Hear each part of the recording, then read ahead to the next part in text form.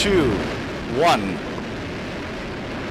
and liftoff. Third on my list would be Justin Gilbert.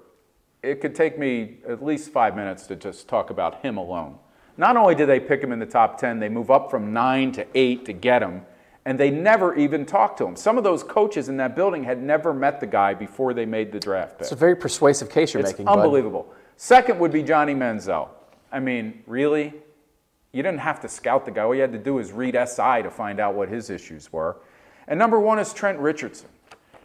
They moved up again from 4 to 3 to draft a guy who lasted a year in this league where he was actually a viable player. I think that's a huge miss when you miss in the top 5. I think more people were in on, more teams were in on Trent Richardson and Johnny Manziel than they were on Justin Gilbert, though. My list, number 3, and this is all Cleveland sports, by the way. Number 3, Brandon Weeden. This is something this regime wouldn't do.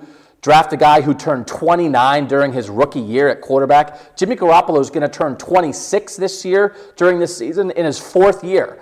Unbelievable mistake. Number 2, Anthony Bennett. Shout out to a forgotten overall number 1 pick who is now playing in Turkey.